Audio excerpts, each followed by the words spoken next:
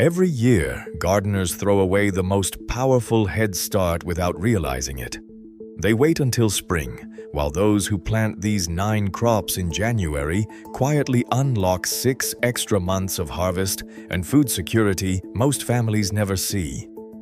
That is a 4 to 8 week growth advantage, enough to fill pantries and pull ahead of shortages others do not even see coming. The trick is timing, plus the right crops and a system most people miss. Why is almost everyone leaving their family's food supply vulnerable when the calendar holds the secret? Let's pull back the curtain and see what actually happens when you get your hands in the soil now. January is not just another cold, dark month on the calendar. For gardeners who know the secret, it is a launch pad.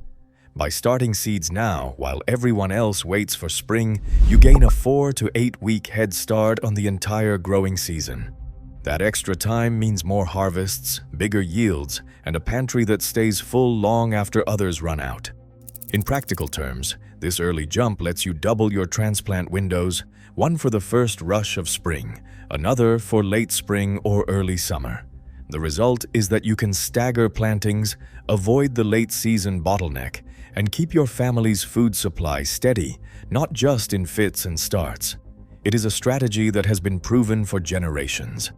During the 1940s, Victory Garden manuals urged families to sow onions, leeks, and brassicas indoors in January so they would be ready to move outside before the last frost. Today, gardeners in USDA zones 5 through 9 use the same approach with cold frames, heated seed trays, or even a sunny windowsill. The payoff is not just earlier salads or a few extra greens. It is the difference between one short harvest and a rolling supply of staples.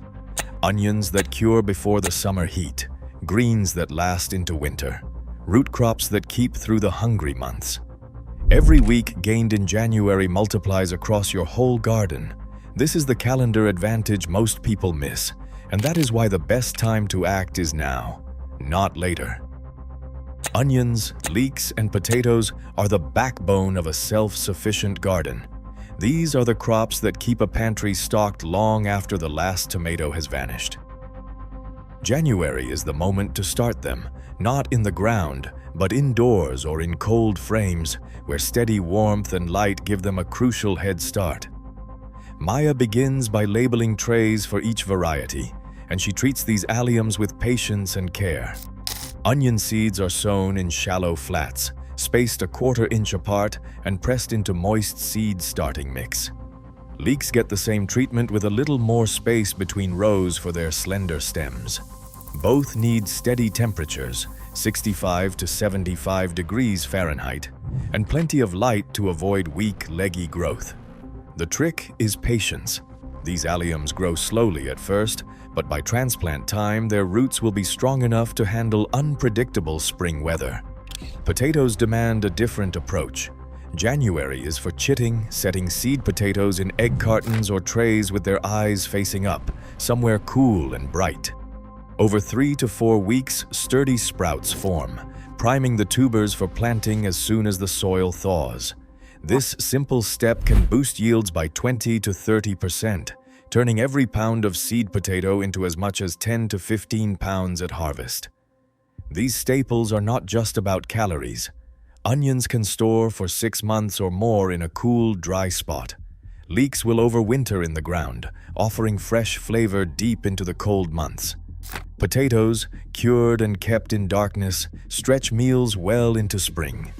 By starting these crops now, gardeners free up valuable bed space later for faster crops like greens and fruiting plants.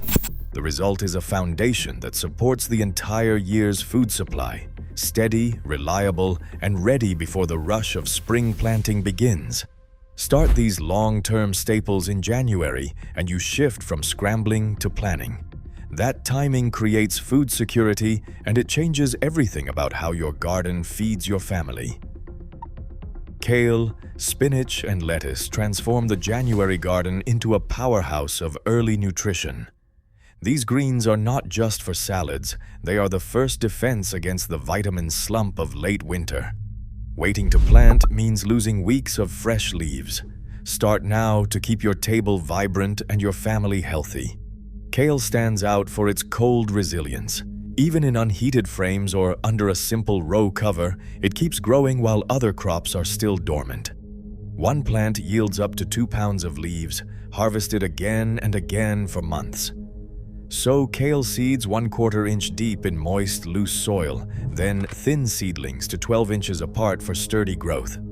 A tip from Dr. Emily Thompson, who studies winter crops in Florida, is that kale's cell structure actually strengthens after a frost, making the leaves sweeter and more tender. Spinach thrives in the short days of January. It is one of the few greens that can germinate in soil as cool as 40 degrees. For best results, plant seeds 1/2 inch deep and keep the soil damp but not soggy. Thin to 6 inches apart once seedlings appear. Spinach bolts quickly in heat, but with an early start, you will be picking handfuls of leaves in 30 to 40 days, weeks before most gardens even wake up. Lettuce prefers light to germinate, so scatter seeds on the surface and press them in gently. Cover with a thin layer of compost. Lettuce grows fast in cool weather and can be harvested as baby greens in under a month. Stagger plantings every 2 weeks for a steady supply. With these fast greens, the garden delivers fresh nutrition long before fruiting crops are ready, keeping meals vibrant and families healthy through the last stretch of winter. Planting at the right time is the strategy that builds food security, one salad bowl at a time. Tomatoes and peppers demand a different kind of discipline in January. These are not crops that shrug off cold. They crave heat from the very start, long before the soil outside is ready. Luis lines up seed trays on the kitchen table and double-checks his thermometer. For tomatoes, the target is steady warmth, 70 degrees during the day and no lower than 65 degrees at night. Peppers are even more particular, needing 75 to 80 degrees just to sprout. Anything less and the seeds sulk, refusing to break dormancy for weeks. To lock in that early fruiting window, seeds go into trays of moist, sterile mix, barely a 1/4 inch deep. Luis covers them with domes and slides a heat mat underneath. No shortcuts here. The trays get the sunniest window, but it is the bottom heat that makes the difference. Without bottom heat, peppers can take a month to germinate. With bottom heat, they pop up in 10 days. Luis marks the calendar. 8 to 10 weeks from now, these seedlings must be sturdy enough for transplanting just as the last frost recedes. Maya hovers nearby, misting the surface to keep humidity high. She warns against letting temperatures dip below 50 degrees, especially for peppers, because one cold night can stunt them for the season. The payoff for this careful timing is huge. By late spring, plants are already flowering, weeks ahead of the crowd. That means ripe tomatoes and sweet peppers in early summer, not late July. For families relying on homegrown produce, getting this timing right means more fruit per plant, a longer harvest, and a pantry that fills up before the first heat wave hits. Broad beans pull double duty in the winter garden. Their roots partner with bacteria to form nodules, tiny natural factories that capture nitrogen from the air and feed it directly into the soil. This process, called nitrogen fixation, means broad beans enrich the ground for whatever comes next, whether that is corn, squash, or tomatoes. Even in freezing weather, these plants keep working. Broad beans survive temperatures down to 10 degrees Fahrenheit, making them one of the toughest crops for January sowing. Plant seeds 2 inches deep and 6 inches apart in loose soil. As they grow, their deep roots break up compacted earth and improve drainage. When Maya checks the roots, she finds plump nodules, evidence of living fertilizer at work. By spring, the garden is primed, and the pantry gains a protein-rich harvest without a single bag of synthetic fertilizer.